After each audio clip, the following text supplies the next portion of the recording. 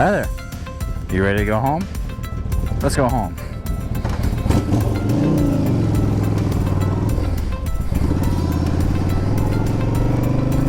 I'm gonna go this way today.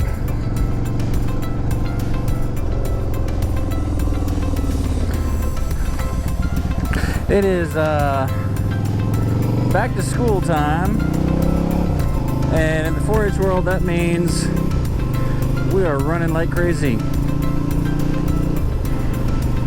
Today I've been copying, oh, the horse. Making copies of the handbook. It's like 5 or 6 pages. But I have to make 700 of those. So, you know, I've spent a lot of time at the copier, spent a lot of time sorting papers, counting them, putting them where they need to go, stacking them, getting ready to take them to school. On top of emailing teachers back and forth, scheduling things. It's been interesting. The weather today, it actually doesn't feel that bad right now. Yesterday was pretty hot when I was heading home. It was pretty nasty. It was so the temperature was like 94, 95, something like that. But the heat index said it feels like 104. That's just disgusting. Humidity just makes it horrible. That's why, I've been out west, and when it's hot, yes, it's still hot, but it's a different heat. It's a dry heat. It's a little more manageable than 100 degrees. 100 degrees out in Arizona is more manageable than 100 degrees in Georgia. I've been in both.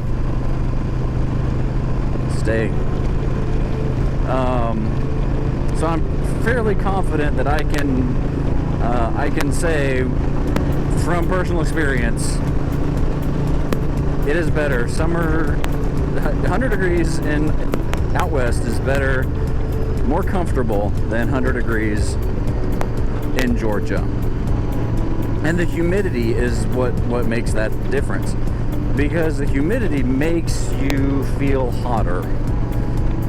It doesn't allow your body to regulate as well. The reason we sweat is for that sweat to evaporate and to cool off our body. Well, what happens when that sweat doesn't evaporate? You get sticky, and you just get nasty. Your clothes get soaking wet, and it makes you hotter. I sweat a lot. Back in high school, I got a special marching band award as the sweatiest band member. No joke, after practice I would take my shirt off and wring it out and would have a puddle. I solved that in college though. I just took my shirt off. That created other issues too, like incessant nagging and teasing from my fellow band members, because I'm kind of hairy.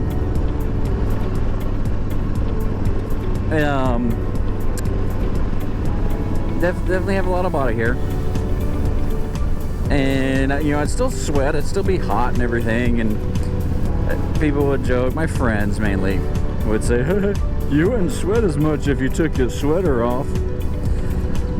And if I got sunburn, hey, that's a nice pink sweater you're wearing.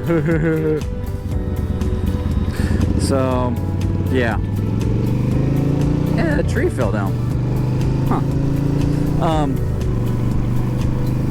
But yes, the humidity is what makes summers absolutely miserable. That in the deep south, down South Georgia, we've got gnats. gnats, these tiny, tiny itty bitty bugs that get in your eyes, your nose, your ears, your mouth. They swarm you and drive you insane. It is horrible. I hate gnats. I can deal with the heat because, you know, you can escape the heat. Just go inside. You know, if you gotta work outside, it sucks. You just gotta embrace the suck sometimes. But if you're working outside, those gnats just will freaking drive you insane. And if you're on the coast, you get the sand gnats, the biting sand gnats. Oh, they will eat you alive. And not to mention the mosquitoes. The mosquitoes down here, some of them are big enough, they'll carry you away. They'll carry away a small child. And they'll eat you, they'll suck you dry.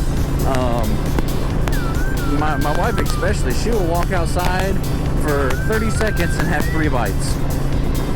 They don't like me as much, I guess. I don't know if it's just my blood type or I'm not as sweet as my wife. Oh, I just said my wife was sweet. Hear that, honey? Love you. But it's just, you know, you gotta have pretty thin blood to live in the South. Now, when we moved up to Wisconsin, from Tennessee to Wisconsin, so Tennessee, you know, it's farther north than this, but it's still south. That first winter was absolutely brutal. Oh, it was so cold. We froze to death. The first snow that we had was a blizzard that dumped over 2 feet of snow overnight. Like within, you know, at night before we went to bed. It was just insane. And of course, we moved there in summer. We hadn't experienced a Midwestern winter, and it was we didn't have a snow shovel. We lived in an apartment complex, and so I was like, well, I guess I'll walk down into the store and see, because I couldn't get the car out. It was snowed in. So I walked a mile in a blizzard down to the store to get the last snow shovel that they had. And it was this little 12-inch aluminum flimsy snow shovel. So I went out and I shoveled out behind my car thinking, yeah, okay, we'll be able to get out in the morning, go to work. No, my neighbors, or the people, whoever parked on either side of me, said, hey, we're gonna teach this southern rebel what we do up here in the north. They uncovered, you know, they shoveled all the snow out from behind their cars and put it behind mine. I don't know if it was purposeful. That, you know, and the snowplow comes through and pushes all the snow right up against the cars. So it just does. I mean, you gotta have thick blood to live up north. You gotta have thin blood to live down here. When we came back down here, the first winter here was beautiful. I was like, this is awesome. I was in short sleeves all winter long because, you know, we had been accustomed to sub-zero temperatures. The winter before we left was when that polar vortex came. Atlanta had what they call the snowpocalypse. But that polar vortex, it was colder where we lived in Wisconsin than it was in northern Alaska. We had temperatures in the negative 40s. Like, that was the actual temperature. And then the wind chill would take it even more than that.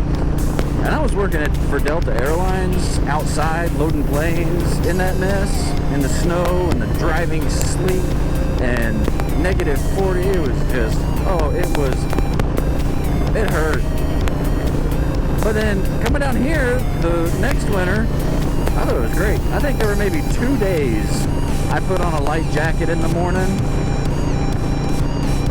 but that was it. I never wore long sleeves. I never wore a jacket.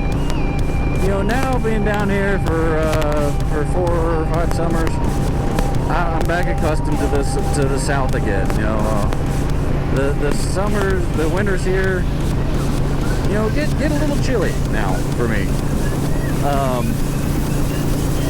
They're not cold, because I know what cold is. But they're a little more chilly than they were a few years ago. My first summer back in or first winter back in the South.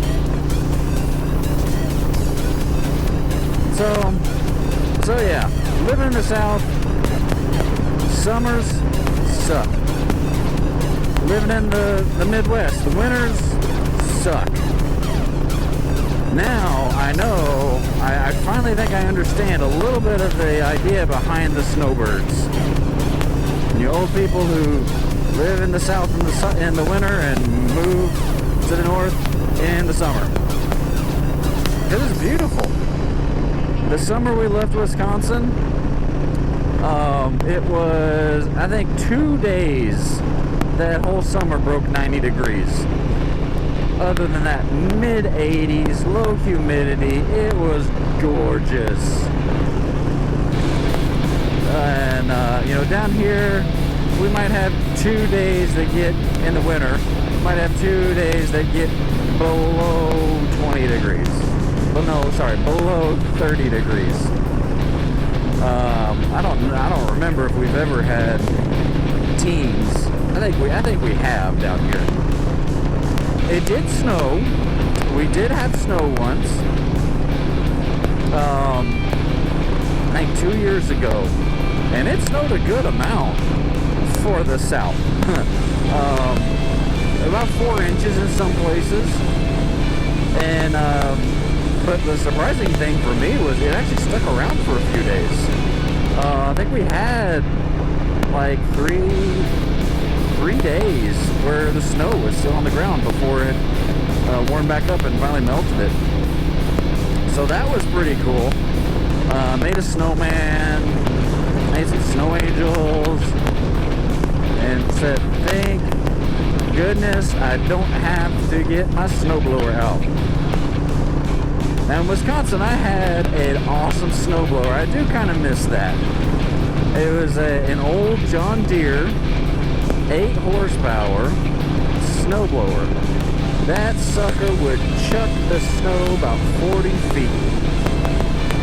And man, was it loud. I mean, you're talking like tractor exhaust. Pop, pop, pop, pop, pop, pop, pop, pop, pop, pop. Had to wear, you know, ear protection on top of all the other, you know, bundles and snow and stuff and everything. But coming down here, I was like, you know, I'm not going to need a snowblower. So it went with the house, whoever bought the house. And what they did with it, I don't know. But I do kind of miss it. Other than that, I mean, shoveling snow, oh, no, I don't want to do that again. That was rough. You know, especially because we had a rental where the house we were in was built into like a duplex, is upper level. Somebody remodeled it, made it into a 2-family dwelling. So, you know, as the landlord, I had to make sure that the driveways were clear. So I put the shoveled the driveways for the tenants and did all that stuff. It was, yeah. I'm glad I don't need to shovel driveways anymore. But there's other stuff I have to do now that I didn't have to do, like, you know, cut the grass for like 8 months. Up there, the grass cutting season is very, very short. So, you know, I've lived all over and experienced. I love the South, I really do. Least favorite things is definitely the days where it's 96% humidity and the daggum gnats. Take those away, this place would be paradise.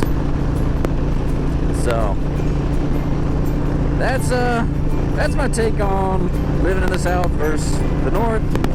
I know everybody loves their own, and I'm not bashing the North. I'm not bashing the Midwest, Wisconsin.